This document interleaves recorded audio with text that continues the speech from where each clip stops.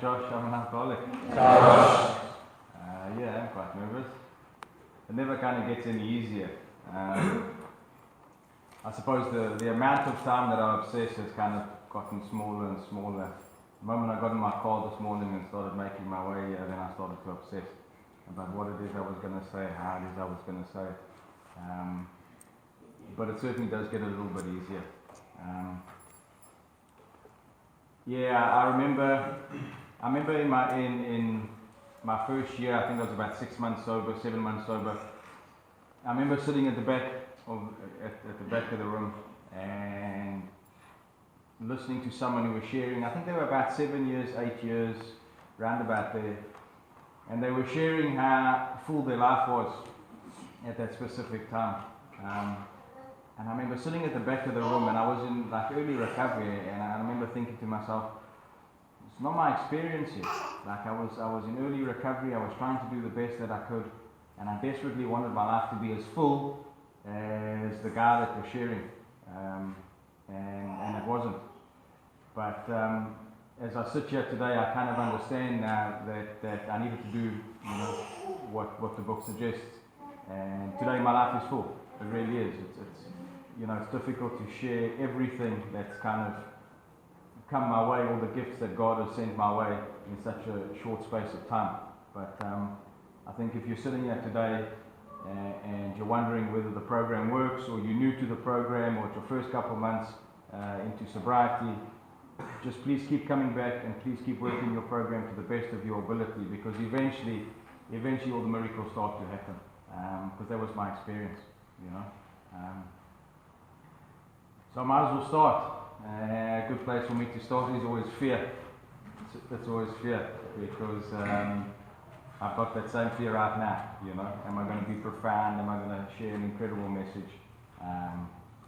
So it's always a good place to start for me. I remember being fearful as far back as I can remember. The first experience that I had with fear that was completely overwhelming for me was when I was in grade 1, as far back as I can remember. And I remember going to school, and on that specific day, I remember forgetting my tie because there was a school uniform. And I remember walking into the school ground, and one of my friends said to me, "Josh, you don't have your tie." And the amount of fear that I experienced the moment he said that was crippling. It was overwhelming, because everyone else had ties. I knew that I was going to get into trouble. I knew that the moment that I walked into my teacher's classroom, I'll never forget her. Her name was Mrs. Bertha. She was a dragon. And I knew she was never going to miss that. She was never going to miss that small detail. And I kind of tried to sneak into the classroom, and she called me to the front, and she said, "Josh, come to the front of the classroom."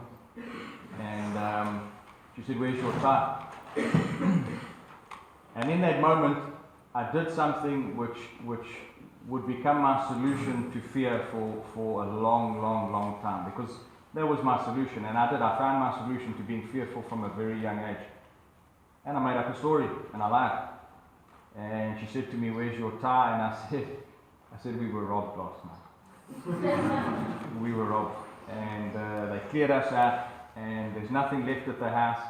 Unfortunately, all my clothes were taken, and the clothes that I have on today was on the back of my mom's car, in the boot. So, I'm really sorry I don't have my tie. And it was incredible, though, because all of that fear disappeared, all of those overwhelming emotions disappeared, and I went from feeling how I was feeling to like complete acceptance. Because the teacher, Ms. Bertha, was apologizing to me. She was like, "Oh, I'm really, really sorry that I singled you out. We'll send you to lost property. You can go get a tie there." And then obviously I was like the center of attention for the rest of the day with all my friends. And obviously the lie got bigger and bigger and bigger throughout the day. But I found my solution.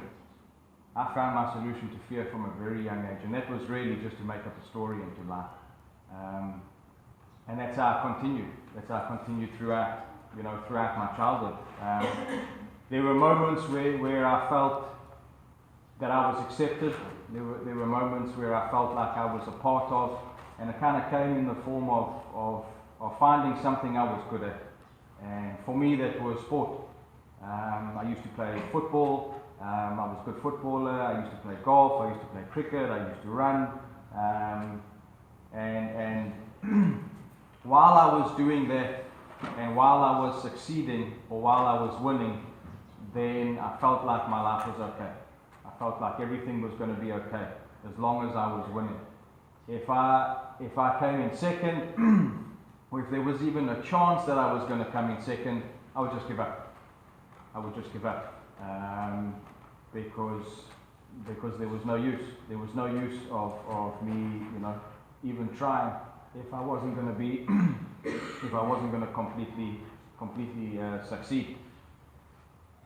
I kind of took my first drink when I was about 13, 14 years old, and from the moment that I had alcohol in my system, I kind of drank to blackout. I drank to get completely mangled to oblivion. The first time that I tasted alcohol, it was vodka, and I drank until I passed out, threw all over myself and passed out with my two friends. And even though I thought that I was going to die the next morning, I couldn't wait to do it all over again. I really couldn't wait to do it all over again. Between finding a solution to my fear, which was lying, and then finding something which was far more powerful than any lie could ever tell, alcohol, I was extremely happy because I had finally found my solution. I drank like that basically every weekend right up until high school. And if I kind of look at the experience I was having as an 18-year-old and a 19-year-old, I didn't know there was anything wrong with me. I really didn't. Might be my arrogance, but I didn't know there was anything wrong with me. I really didn't. When I was 19, I suppose all the other 19-year-olds were out doing what 19-year-olds do, which is going to clubs, getting into relationships, meeting new people, having fun, getting jobs, doing what 19-year-olds do. For me, when I was 19, I was already in my room, alone, drinking myself into a coma almost every night. And that was my experience of life. No matter how hard I tried to do things differently, simple things like get a job, have friendships, where it always ended for me was alone in my room drinking. And I started to realize that when I was about 18, 19, is that I couldn't get out of my room. And I've always had big dreams, and I had big dreams from a young age. I wanted to be like, not just CEO of a company, I wanted to be CEO of like 300 companies. And fly all over the world in my private jet and, I don't know, throw money around and stuff like that. But it was difficult for me to get out of my room. So I had a few challenges.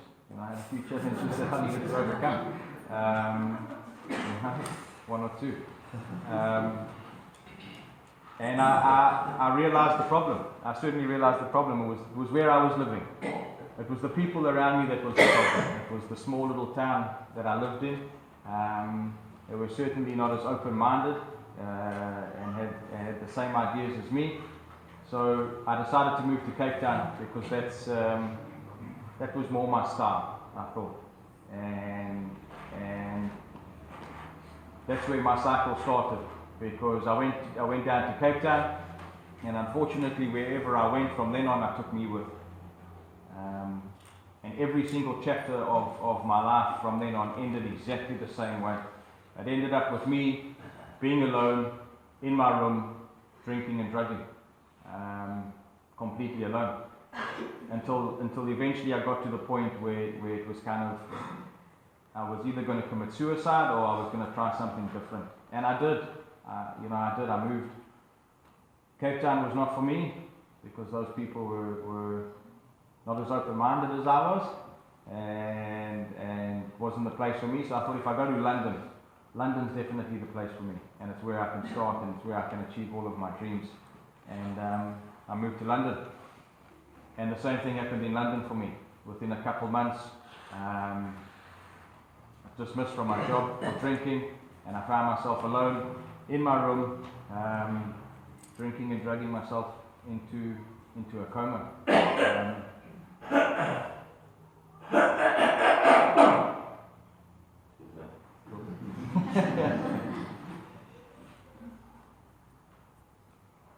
the loneliness from a young age was kind of something that slowly but surely started to suffocate me. Really, I didn't experience it in an overwhelming sense when I was 18, 19. But by the time I got to London, I was about 23, 24 years old, and the one thing that was just consuming me all the time was exactly what the big book talks about, and that's the loneliness of an alcoholic that everyone, I know every single person in this room can identify with. And I couldn't get away from that.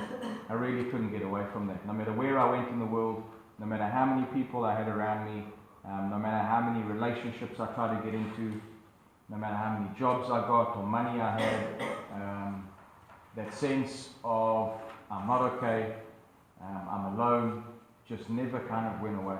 It never really went away, and in fact it just got bigger and bigger and bigger the harder I tried.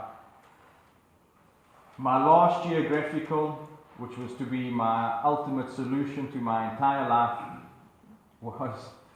was to move down to Cape Town and open up a Mexican restaurant with lots and lots of tequila for sale, which was probably the best, worst decision I've ever made in my life, because to be an alcoholic and have that amount of alcohol available to me was probably not the best idea. But at the time I thought it was a brilliant idea, because I don't know where it came from, but to be a restaurateur is what I was always born to do in my mind. And 4 months later, bankrupt. You know, the restaurant that I owned was like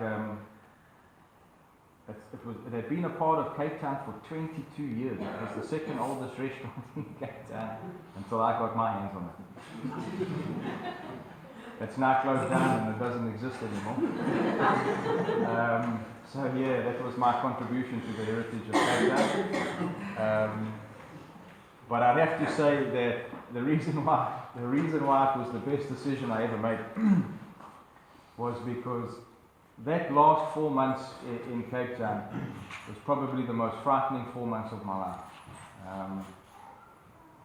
I've never experienced anything like I experienced in those last 4 months, because at that stage I was drinking every single day, I was drugging every single day, and the last 30 days of my active alcoholism, I couldn't do it anymore. I couldn't face the fact that there was another failure right in front of me, because I literally failed at everything that I'd tried. I'd failed at every job. I'd been either dismissed or resigned just before being dismissed from every job. Every relationship I'd been in had been a failure. I'd crashed I don't know how many cars. Everything I touched basically turned to shit. I was King Midas's other brother. The one they don't talk about. You know? And that was my journey. That was my journey in active alcoholism, and I couldn't face up. I couldn't face up to that. You know, I couldn't face up to the fact that this was going to be a failure for me, because I was tired. I was tired of failing. I was tired of being alone, and I just wanted to check out, really. And I locked myself away in my room for the last month, and I did my best to drink myself and drug myself into oblivion, really. And because of the drugs that I was taking as well, you don't really eat on my drug of choice, and you certainly don't sleep on my drug of choice. Together with the amount of alcohol and not eating, I basically went into psychosis. And it wasn't, I can laugh at it now, but at the time it was frightening. I was basically running around the streets of Cape Town, thinking that the Moroccan mafia are after me. I didn't own any weapons. The only thing I could get my hands on was kitchen knives. So I was running around with about 6 or 7 kitchen knives on me, trying to stab everybody in Cape Town, because I thought they were after me. The poor car guards were frightened to death because all they wanted was 2 rand, and I thought they were going to kill me any second, you know. And I certainly had an angel looking after me, because there was, and I got to mention, there was one cop. The same cop, night after night after night, would pick me up from wherever I was and take me back to my apartment and kind of, so I hope you're going to be okay now, and he would leave. And he would pick me up the next night, you know, trying to break into my own restaurant. which was mad. It was absolutely mad. And the last couple of days, I was just in and out of consciousness, really. I would wake up, I didn't want to be awake. I would drink and I would drug and I would pass out and I would wake up and I would do it all over again. And I kind of got to the point where to be awake was so excruciating that I just wanted oblivion. I didn't want to be drunk. I didn't even want to be under the influence. I wanted nothing. I just wanted to feel nothing, oblivion. And I tried to take my own life in those last 3 days. Many times I took as much drugs as I could and drank as much as I could. And I kept waking up, which was horrible. I'll never forget the day where I kind of woke up. I was covered in all kinds of things. I got to the point in my active alcoholism where I was a completely useless person. I couldn't keep a job. I couldn't dress myself. I couldn't look after my hygiene. I couldn't get out of my room. I just couldn't get out of my room. There was no ways I could leave. And I'll never forget the second last thought that went through my mind when I was lying on the floor. And that thought was, everything's going to be okay. You've actually just got to get up, get dressed, go to work. If you can sort that out, everything's going to be okay. And the last thought that went through my mind was, no, it's not. You're not okay. You're not going to be able to fix anything. And I kind of gave up. I believe I conceded defeat in that moment. That things were never going to be how I wanted them. And my life was done. My life was done. And I don't know who I spoke to. I don't know who I was talking to. I didn't call out to anyone. But in my mind, I certainly went, oh, I can't do this anymore. Please help. Please, anybody. I really didn't care at that stage. I just didn't want to feel the way that I felt for as far back as I could remember. And I asked for help. It's kind of incredible how things work, because I found myself 3 days later in a place that I never knew existed, in the middle of the sugarcane fields, a place called the Dudu. 3 days later, checking into rehab. And my parents, they kind of lied to me, because they were like, no, listen, there's this place that we've seen on the internet. It looks wonderful. You can go have a look at all the pictures. 28 days and you're going to be okay. And I went onto the website and man, it looked amazing. It looked amazing. It was like this big old English house. And I thought, I can do that. There's a huge pool in the background. I can do this. And I phoned up and I spoke to one of the counsellors there, and I had 2 questions. I said, how long do I need to stay there? And the second one was, please don't tell me that we're going to be gathering around singing Kumbaya or anything like that. And he said to me, no, don't worry about it. And the second question, he said, why, can you sing? And I thought, okay, put a sense of humor, I can take that. And I checked into the house on the hill. And it's kind of incredible though, because my solution to fear was always lie. Just lie. Don't ever tell anybody what's really going on and you'll be okay. And I did that when I was in grade 1 and it worked wonders. And I was 29 years old when I checked myself into the house on the hill, and I was lying there because people were coming to me to saying, oh, what do you do for a living? I couldn't tell them that I was an absolute failure, and everything I touched just absolutely fell apart. So I did what I did best, and I said I was a lawyer, which was wonderful. I mean, it was a lie that I kept going for many years, and I was a lawyer, and I was very successful. I was very open-minded, and very caring and giving, maybe too giving. Maybe that's what got me into trouble. And I'm just, I'm here to kind of sort it out. And I remember working through my step 1, which was a miracle step really, because the idea that I had about myself and the things that I had done were 2 very different things. Really, I realized through my step one how delusional I really was, because the ideas that I had about who I was, all of these grandiose ideas, and then working through my step one, which looks at your action and what it is, the things you've been doing, were just completely different.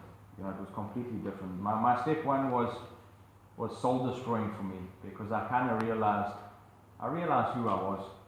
I realized who I was.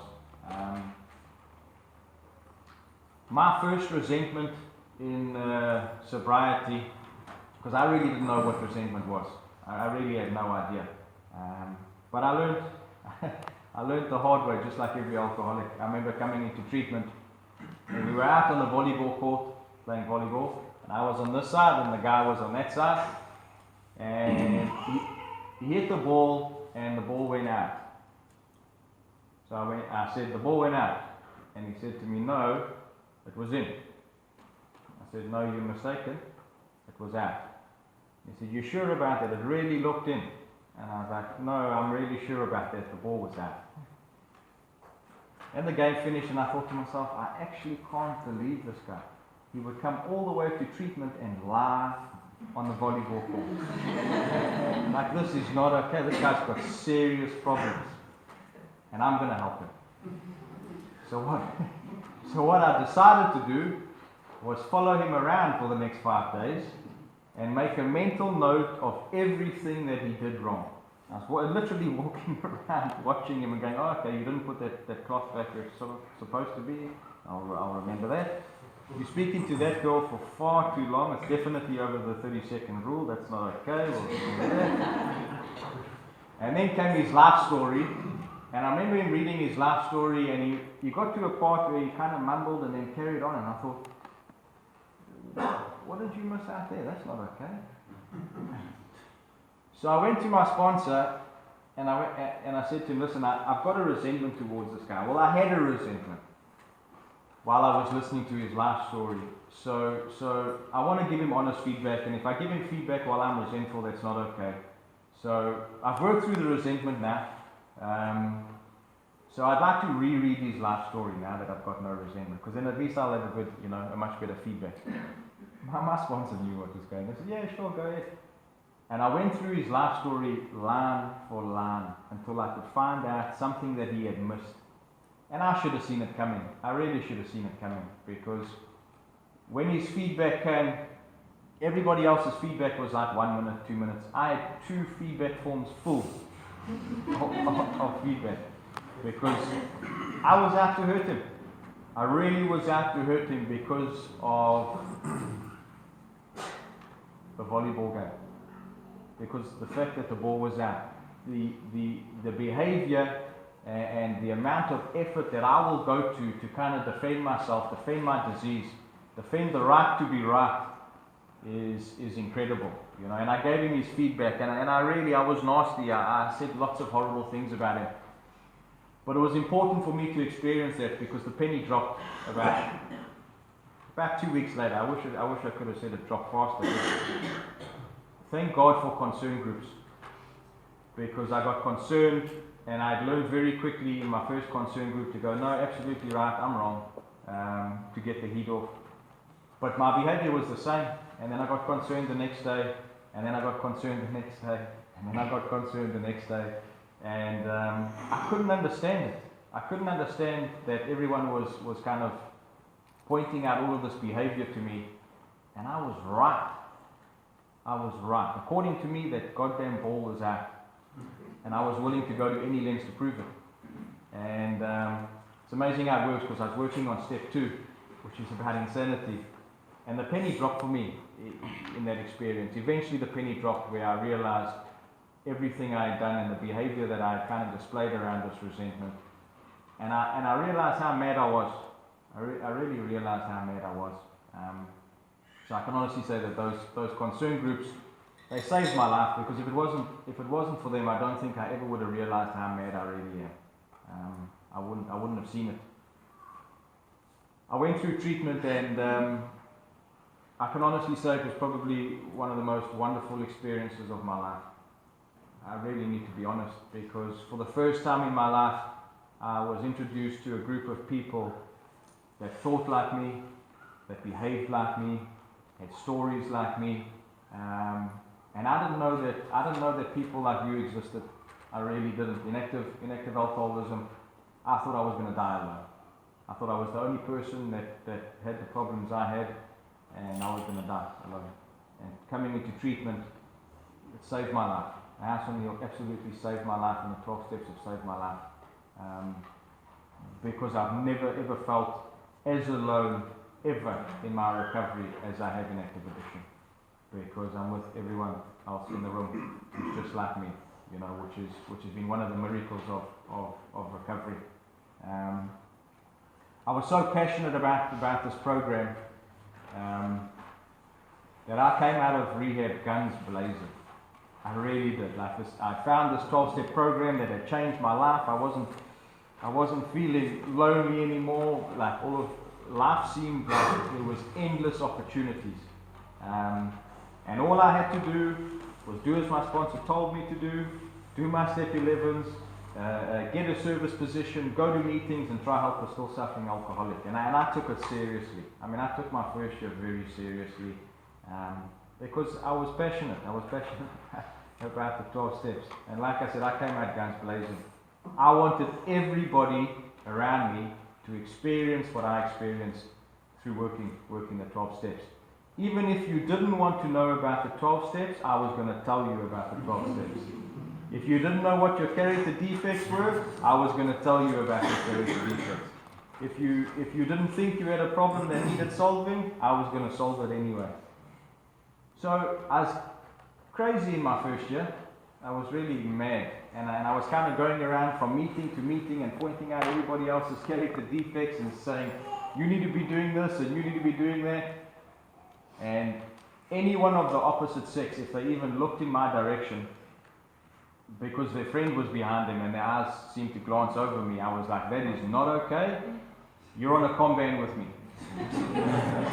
You know, because in my mind, I'm like, you're not playing with my life. My life is far more important, and how dare you do that? So I was going around putting myself on combans with everyone and pointing at everybody else's character defects, thinking that I'm doing this amazing job of carrying the message. And thank God for honest friends.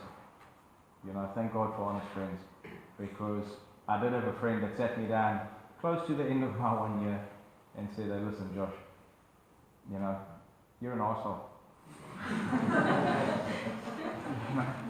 It's quite graceful in her delivery. But, and that hurt. You know, it kind of hurt because that's not what I wanted to do. I was just trying to help, but I was nuts. You know, in my first year, I was completely nuts. And it took this person to sit me down and tell me that when I realized a little bit more about how AA works. And it's about me being an example. It's about me being honest. It's about me working my program to the best of my ability. It's about me working spiritual principles and trying to be an example to the best of my ability, which I needed to learn.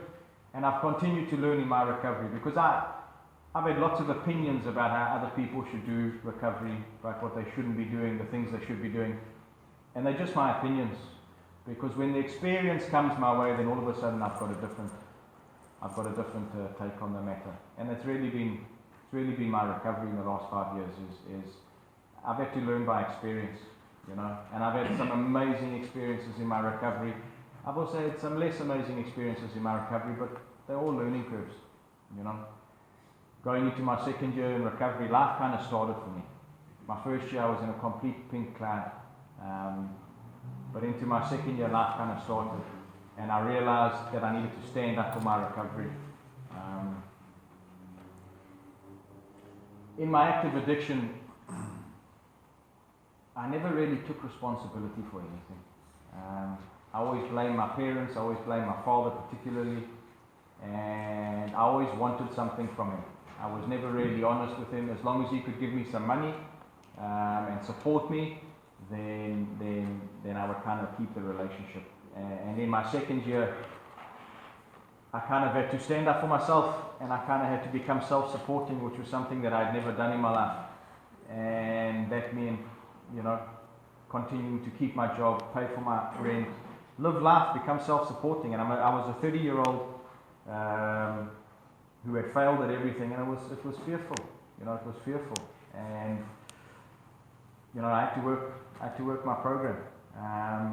As a result of me kind of standing up for my recovery, I had a huge fight with my father, and we haven't spoken since. That was about four years ago. And it's a part of my story that I need to share, because it's an important part of my story. Because in order for me to get sober and stay sober, I needed to be willing to go to any lengths. And that was a length for me. Because my father offered me a job and lots of money and wanted to give me a house and a business, and I couldn't say yes to that. I couldn't say yes to that because I knew when I was working through my steps that if I say yes to that, I'm the person that gets resentful. I'm the person that gets angry. It's not my father's fault, it's my fault for saying yes. And I needed to say no. And I'd never said no, ever, when it came to my family. And it was the first time in my life, I was 30 years old, I said no. And I was frightened. I was frightened. My family wasn't happy with me, but I needed to stay sober. I needed to stay sober. I didn't think I was going to make it through that period sober, because for the first time in my life, I really felt like I've got no choice but to work this program because I've got no fallback. And I've got so much gratitude for the people that were around me during that period of my recovery, because they supported me the whole way through. Everyone in the office, Keith, specifically, was kind of there for me and supported me the whole way through. And I kind of kept doing what I needed to do. And for the first time in my life, I realized what it's like to get to the other side. Because if things were difficult, then I'd run. And I'd run back to support. And I never knew what it was like on the other side of those experiences. And I got through it, and it was amazing. It really was amazing to get through that experience. And doing it sober, and having all of that support and people carrying me through was an incredible experience for me. I've hit a blank. They talk about the miracles in the big book. And I remember sitting in treatment, and when they were talking about the miracles, like the good alcoholic that I am, the first person I think about when they talk about miracles is me. How the miracles going to be for me? How much money am I going to have? What job am I going to have? It's all about me. And it's kind of, that hasn't been how it's worked in my recovery. Some of the greatest miracles that I believe, have kind of come my way in places and in ways that I could never have thought of. I was fortunate enough, or this is a miracle, I met someone in Scottburgh, partner. No one meets anyone in Scottburgh. No one knows Scottburgh exists. But I met the young lady and fell in love. And she was divorced, and she's got two girls. The oldest one is Layla, and the youngest one is Lucy. And it's kind of, I remember traveling to the UK for the first time to go and stay with her and spend a bit of time there. And I woke up in bed the one morning, and I was about 2.5 years sober. And I woke up, and the two girls were kind of like ran into the room, and they jumped on the bed, and then I was making tea and coffee and scones for everyone. And like the penny dropped for me, the reality dropped for me that, how did I get here? Like, how did I get to be in this position? 2.5 years earlier, I was isolated in my room, ready to kill myself. And I'm sitting here in another country, with a woman that I'm in love with, and her 2 kids kind of running around me. And it was like surreal. It really was surreal for me. And that was a huge moment of clarity again. Of how blessed I am and how much gratitude I have for the 12 steps, because it's given me a life. It really has given me a life. It's given me the opportunity to be free and explore life as much as I want. It's up to me. I'm responsible for how much freedom I want to experience in my life and how much love I want to experience in my life. It's all down to me and how I want to work my program. And there's been miracles like that in my recovery the whole way through. You know, as long as I practice steps 6 and 7 go against my head. Well, one of the big experiences that kind of stand out for me was when I came into recovery. The only job that was available was delivering pizzas in Scottburgh, which was humbling. It was a humbling experience because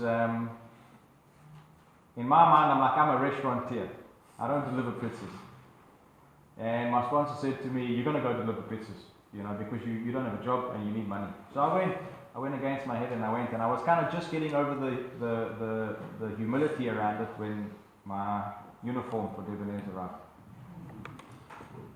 And I remember getting dressed in the morning, putting on my white shirt and my black pants and putting that little bow tie on, and thinking, am I really going to do this? Am I actually going to walk out the front door looking like this? And thank God to my friends, because the first friend in recovery that saw me went, "Oh, you're looking very debonair this morning." You know? Another resentment.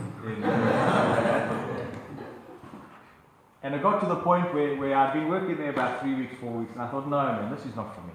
This is not for me. This is not where I belong. I need to be somewhere where I'll be earning money and I can do my financial amends a hell of a lot quicker. So I phoned up a friend in Durban that I used to work with, and she said, "Absolutely, Josh, you can come work for us. This is the salary." And it was about 50 times what I was earning at Debonair's. And I remember phoning my sponsor and going, "Listen, I've got a job opportunity in Durban. I'd like to take it." And my sponsor said, "Absolutely not." And I couldn't understand it at the time. I was like, I don't understand why he's telling me no. Because I can go earn all this money, pay back all the financial amends I need to make, and I can get on with my life. And he said to me, "Josh, it's not important your job in your first year. You do as you're told, everything will work out." And I did. I gave up the opportunity, and I phoned the person back and said, okay, I'm not going to take the job. Thank God I did that. Because if I didn't make that decision, if I didn't listen to my sponsor at that specific time, everything that I have in my life today I wouldn't have. Because of me listening to my sponsor in that specific moment, 3 months later I got an opportunity to go and volunteer up at the House of the Hill. 4 months later I got an opportunity to go to varsity, to go and study a subject that I'm incredibly passionate about, which is psychology. A year and a half later, I run into a woman that I absolutely fall in love with in Scottburgh. And literally everything as a result of that decision has been wonderful. Has been absolutely wonderful. You know, I sit here today, I've got a degree in psychology, I'm in a relationship, a loving relationship most of the time. You know, with 2 beautiful children that I absolutely adore. And if I had not listened to my sponsor at that moment, I'd have none of that today. I'd have none of that. I wouldn't have experienced any of that. And you know, I work up at the House on the Hill, and it's a vocation for me. That's what I love. And again, none of that would have been available to me if I just ran on self-will and made my own decisions and not have listened to my sponsor. Some of the other, you know, the incredible experiences I've had is sponsees. Some of them are sitting here today. They keep me sober, really they do, because one of the great gifts for me is kind of seeing a newcomer come into the rooms and you know, having all of that fear that I can identify with, and really being a hopeless alcoholic just like I was, and kind of the honor that it is from my side to kind of sponsor them and see them get through all those challenges that they get through, and like becoming becoming productive members of society and you know, getting jobs and living life and getting on with it, and it's really an honor to be a part of it. You know, I'm so grateful to be a part of this journey, which is really something far bigger than me, and it's far bigger than anything I could have ever thought. I didn't know that the life that I'm living today actually existed. I never knew it existed. I didn't think it was possible. I thought that I was going to put down alcohol and I was going to be alone and miserable for the rest of my life. And the program's given me something that I really didn't know existed. The amount of gratitude that I have for the 12 steps, I don't even know really where to begin, because AA has given me a life. It really has given me a life. It's given me a wonderful, full life today.